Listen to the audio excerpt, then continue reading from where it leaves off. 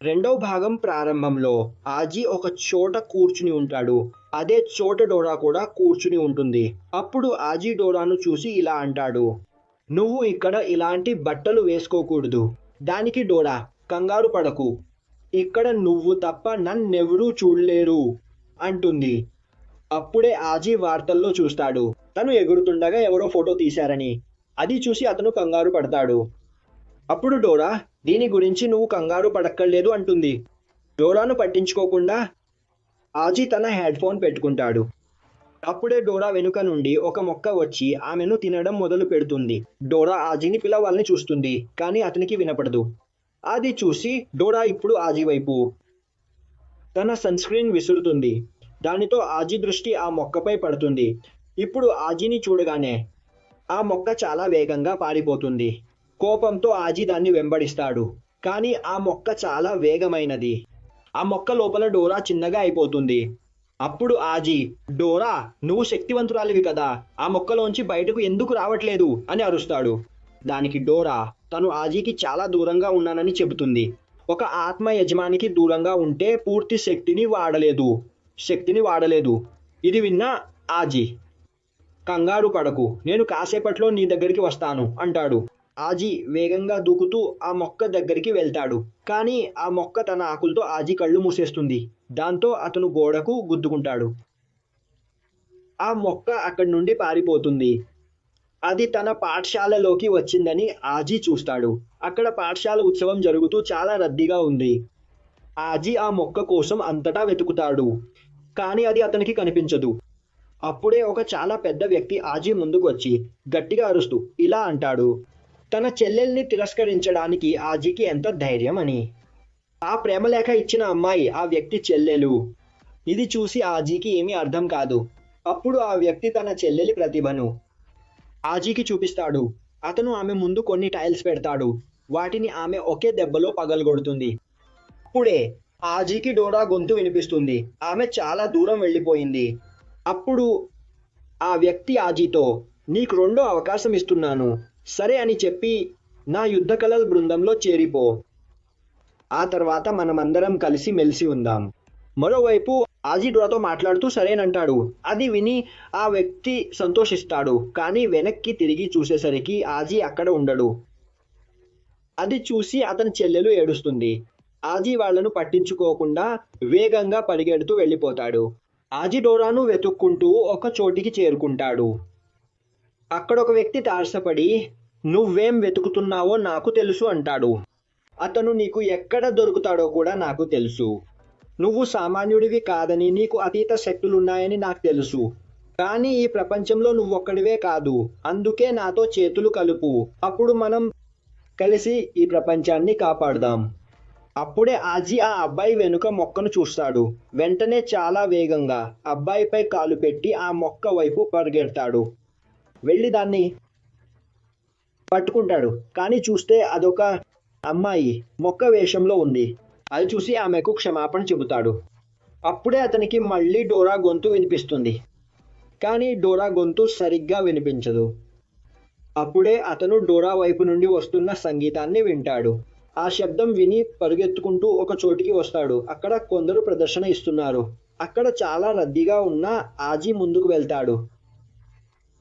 కానీ అప్పుడే చూస్తాడు, తన వెనుక చెట్టు మీద ఒక అమ్మాయి నిల్చుని ఉంది. కానీ ఆజీ వెనక్కి చూసేసరికి ఆ అమ్మాయి మాయమైపోతుంది. ఆజీ దాన్ని పట్టించుకోకుండా డోరాను వెతకడానికి ముందుకు వెళ్తాడు. కానీ ఆ గుంపులో ఆ మొక్కను కనుక్కోవడం ఆజీకి చాలా కష్టంగా ఉంటుంది. అప్పుడే అతను ఆలోచించి, డోరా, నా మాట విను. ఆ రోజు గుర్తుందా, నేను నిన్ను వదిలించుకోవాలని చూసిన రోజు. కానీ నువ్వు నన్ను నీ వల్ల బంధించావు. కానీ ఈరోజు నాకు మంచి అవకాశం దొరికింది. ఆ మొక్క నిన్ను తీసుకెళ్ళనిస్తాను, కాపాడను. దాంతో నాకు నీ పీడ వదులుతుంది అని అతను నవ్వుతాడు. ఇది విని డోరాకు కోపం వస్తుంది. ఆమె ఆ మొక్క కడుపులో నుండి గుద్దడం మొదలు పెడుతుంది.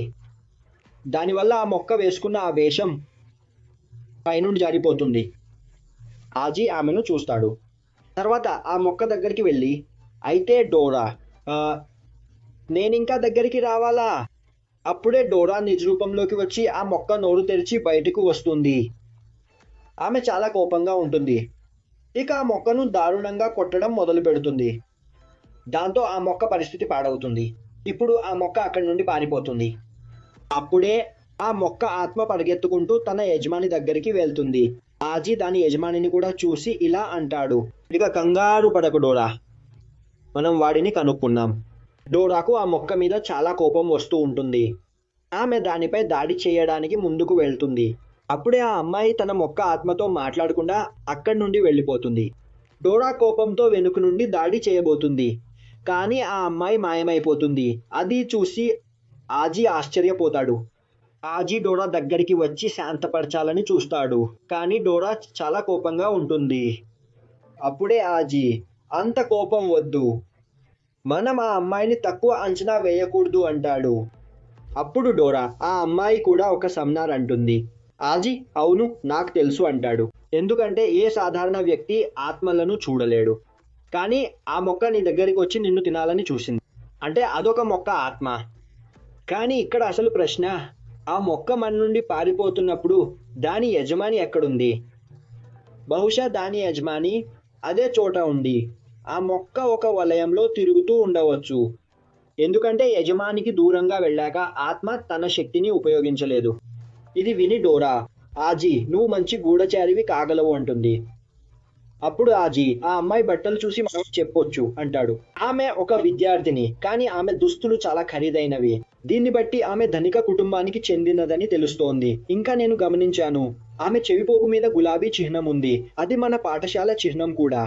అంటే ఆ అమ్మాయి మన పాఠశాలను నడిపే కుటుంబానికి చెందినది. కానీ ఇక్కడ మన సమస్య అది కాదు. మన సమస్య ఏమిటంటే ఆ అమ్మాయి తన ఆత్మకు చాలా దూరంగా ఉంది. అయినా కూడా దాని ఆత్మ చాలా శక్తివంతంగా ఉంది.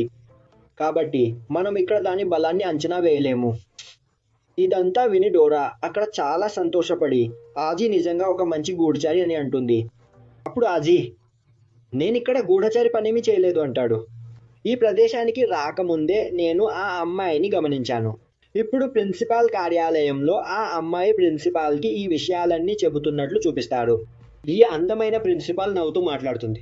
అంటే నువ్వు ఇక్కడ నీ పని సరిగ్గా చేయలేకపోయావు. అప్పుడు ఆ మొక్క భయపడుతూ, యజమాని దయచేసి ఈసారికి మమ్మల్ని క్షమించండి అంటుంది. ఇక్కడ మేము పొరపాటు చేశాం, మా శత్రువును బలహీనుడిగా భావించాం. అప్పుడు ప్రిన్సిపాల్, నేను నీకు ఇంకో అవకాశం ఇస్తాను అంటుంది. కానీ ఈసారి నువ్వు వెనక్కి తగ్గకూడదు. నీ పూర్తి శక్తితో వాళ్లతో పోరాడాలి. ఎందుకంటే ఆ ఇద్దరు అసలు ఎంత శక్తివంతులో నేను తెలుసుకోవాలి. ఇది విని ఆ అమ్మాయి అక్కడి నుండి వెళ్ళిపోతుంది. అక్కడ కూర్చున్న ప్రిన్సిపాల్ ఆలోచించడం మొదలు పెడుతుంది. నువ్వు అస్సలు కనిపించే దానిలా లేవు. ఇప్పుడు ఆ అమ్మాయి పాఠశాలలో ఎక్కడికో వెళ్తున్నట్లు చూపిస్తారు. అక్కడ ఉన్న వాళ్ళందరూ ఆమెను కన్నార్పకుండా చూస్తుంటారు. ఎందుకంటే ఆమె చాలా అందంగా ఉంది. అదే సమయంలో ఆజీ తన తరగతిలో డోరాతో కలిసి నిద్రపోతుంటాడు. అప్పుడే ఆ అమ్మాయి ఆజీ దగ్గరికి వచ్చి అతనికి ఒక నల్ల గులాబీతో పాటు ఉత్తరం ఇస్తుంది. అందులో ఆమె ఆజీని ఒక చోటికి రమ్మని పిలిచింది. ఆ అమ్మాయి వెళ్ళగానే ఆజీ సహ విద్యార్థులు అతని నుండి ఆ ఉత్తరాన్ని లాక్కుని ఆజీ నిజంగా చాలా అదృష్టవంతుడు అని అనడం మొదలు పెడతారు. ఇప్పుడు పాఠశాల తర్వాత ఆజీ వెళ్తుంటాడు. అతని సహ విద్యార్థులందరూ అతన్ని వెంబడిస్తూ ఇలా అనుకుంటూ ఉంటారు, పాఠశాలలో అత్యంత అందమైన అమ్మాయి ఆజీకి ఉత్తరం ఇస్తుందని ఎవరు అనుకున్నారు? వాళ్ళందరూ ఆజీని చూసి చాలా అసూయ పడుతుంటారు. అప్పుడే ఆజీకి దారిలో మళ్ళీ అదే అబ్బాయి కనిపిస్తాడు. అతను ఆజీపై అరుస్తూ, అసలు నీకెంత ధైర్యం? మొదట ఇక్కడ ఆజీ తన చెల్లెల్ని తిరస్కరించాడు. ఇప్పుడు పాఠశాలలో అత్యంత అందమైన అమ్మాయి ఆజీ వెంట పడుతోంది. కానీ ఆజీ ఆమెను పట్టించుకోకుండా వెళ్ళిపోతాడు. అప్పుడు డోరా, ఆజీ ఇప్పుడు నువ్వు బడిలో చాలా పేరు సంపాదించావు అంటుంది. ఇప్పుడు ఆజీ ఒక పర్వతం వైపు వెళ్తూ ఉంటాడు. అక్కడే అతని తోటి విద్యార్థులందరూ అతన్ని వెంబడిస్తూ ఉంటారు. అప్పుడే ఆజీకి అక్కడ తన పిల్లి మ్యావ్ కనిపిస్తుంది. దాన్ని చూసి అతను, ఏంటి నువ్వు కూడా నన్ను వెంబడిస్తున్నావా? సరే, ఇప్పుడు నీ గాయాలు ఎలా ఉన్నాయి అని అడుగుతాడు. కానీ అప్పుడే మ్యావ్ అక్కడి నుండి పారిపోతుంది. దారిలో నడుస్తుండగా ఆజీ తోటి విద్యార్థులు తీగలలో చిక్కుకుంటారు. ఇప్పుడు వాళ్ళు ఆజీ నుండి దూరమైపోతారు. మరోవైపు ఆజీ నడుస్తూ ఒక ప్రదేశానికి చేరుకుంటాడు. అక్కడ నుండి ముందుకు వెళ్ళడానికి ఏ దారి ఉండదు. కానీ అప్పుడే అక్కడి నుండి చెట్లు తొలగిపోవడం మొదలవుతుంది. ఇప్పుడు అక్కడ దానంతటా అదే ఒక దారి ఏర్పడుతుంది. ఆ దారిలో నడుస్తూ ఆజీ ఆ అమ్మాయి దగ్గరికి చేరుకుంటాడు. అక్కడ ఆ అమ్మాయి ఒక నల్ల గులాబీల తోటలో కూర్చుని ఉంటుంది. అప్పుడు ఆ మొక్క ఆత్మ, ఆజీ చివరికి నువ్వు ఇక్కడికి వచ్చేసావా? అయితే నీకు ఇక్కడ చివరి అవకాశం ఇస్తున్నాను అంటుంది. నీ ఆత్మను నాకు అప్పగించు, లేదంటే ఇక్కడే చస్తావు. అప్పుడు ఆజీ, మీరెవరో నాకు తెలియదు, మీతో నాకు ఎలాంటి సంబంధం లేదు. కానీ డోరా నా కుటుంబంలో కొత్త పెంపుడు జంతువు అంటాడు. కాబట్టి నేను దాన్ని ఎవరికీ తేలిగ్గా ఇవ్వలేను. నేను డోరాకి యజమానిని కాబట్టి డోరా బాధ్యత అంతా నాదే. నువ్వు దాని గురించి మర్చిపో. అది వినగానే ఆ అమ్మాయి ఒక గులాబీతో ఆజీపై దాడి చేస్తుంది. ఆజీ ఆ దాడిని తప్పించుకుంటాడు కానీ దాని ముళ్ళు తగిలి అతనికి ఒక గీత పడుతుంది. ఇప్పుడు ఆ మొక్క ఆత్మ అక్కడ ఒక కొరడాగా మారిపోతుంది. ఆ తర్వాత ఆ అమ్మాయి ఆ కొరడాతో ఆజీపై దాడి చేయడం మొదలుపెడుతుంది. ఇది చూసి డోరాకి చాలా కోపం వస్తుంది. వాళ్ళ దగ్గర ఒక రహస్య ఆయుధం ఉంది కాబట్టి తన దగ్గర కూడా ఒక రహస్య ఆయుధం ఉండాలి అనుకుంటుంది. ఇప్పుడు తను తన రహస్య ఆయుధాన్ని వెతకడం మొదలు పెడుతుంది. మరోవైపు ఆజీ ఆ అమ్మాయి దాడి నుండి తప్పించుకుంటూ ఉంటాడు. కానీ అక్కడ డోరాకి ఏమీ దొరకదు. అప్పుడు తను ఆజీతో, నువ్వు మరి కాసేపు ఆమె దాడులను భరించాలి, నేను త్వరలోనే ఏదో ఒకటి చేస్తాను అంటుంది. మరోవైపు ఆ అమ్మాయి ఆజీ పరిస్థితిని దారుణంగా మార్చేస్తుంది. ఆమె నిరంతరం ఆజీపై దాడి చేస్తూనే ఉంటుంది. దీనికి కోపం వచ్చి ఆజీ అరుస్తూ, డోరా, నన్ను ఇక్కడ చంపాలనుకుంటున్నావా అంటాడు. మరోవైపు డోరా ఒక చోట వస్తువులన్నీ కుప్పగా పోసి ఉంటుంది కానీ తనకు పనికొచ్చే వస్తువు ఏదీ దొరకదు. అప్పుడు ఆ మొక్క ఆత్మ, మేము ఇక్కడ మా శక్తిలో 30% మాత్రమే ఉపయోగించాము అంటుంది. మనం మన శక్తిని కొంచెం పెంచాలి. ఇది వినగానే ఆ అమ్మాయి అక్కడ ఒక చెట్టు రాక్షసుడిని పిలుస్తుంది. దాన్ని చూసి ఆజీ చాలా భయపడిపోతాడు. కానీ అప్పటికీ అక్కడ డోరాకి ఏమీ అర్థం కాదు. ఇప్పుడు ఆ చెట్టు రాక్షసుడు డోరాపై దాడి చేయడం మొదలు పెడతాడు. అది చూసి ఇప్పుడు డోరా కూడా చాలా భయపడిపోయి అక్కడ నుండి పారిపోవడం మొదలు పెడుతుంది. కానీ అప్పుడే ఆ రాక్షసుడు డోరాను ఒక తీగలో పట్టుకుంటాడు. ఇప్పుడు వాడు తన చేత్తో డోరాను నలిపేయడానికి ముందుకు వస్తాడు. కానీ అప్పుడే ఆజీ డోరాను కాపాడటానికి మధ్యలో దూకుతాడు. ఇప్పుడు అతను కూడా ఆ రాక్షసు చేతి కింద నలిగిపోతాడు. అది చూసి ఆ మొక్క ఆత్మ, ఆజీ నిజంగా చాలా పెద్ద మూర్ఖుడు, అనవసరంగా ఇక్కడ చనిపోయాడు అంటుంది. అప్పుడే ఆ రాక్షసుడి చేతిని నరికి ఆజీ డోరాలు బయటపడతారు. వాళ్ళ చేతిలో ఉన్న కత్తే వాళ్ళ రహస్య ఆయుధం. ఆ రాక్షసుడి చెయ్యి తెగడంతో ఆ అమ్మాయి చెయ్యి కూడా కొద్దిగా తెగింది. అప్పుడు ఆ మొక్క ఆత్మ, ఇక మన పూర్తి శక్తిని వాడాలి అంటుంది. వెంటనే ఆ మొక్కల రాక్షసుడు ఆజీపై దాడి చేస్తాడు. కానీ అప్పుడే డోరా ఆజీ భుజం మీద కూర్చుని మళ్ళీ ఆజీ చేతిని చాలా పెద్దదిగా చేస్తుంది. ఇప్పుడు ఆజీ కూడా ఆ రాక్షసుడిని గుద్దడంతో వాడి చెయ్యి నాశనం అవుతుంది. తర్వాత డోరా ఆజీని రాక్షసుడి దాడి నుండి కాపాడటానికి గాల్లోకి ఎగరేస్తుంది. వాళ్ళు అవకాశం చూసి ఆ రాక్షసుడి చేతి మీద దిగుతారు. ఆ తర్వాత డోరా ఆజీ కాళ్లకు బలాన్నిస్తుంది.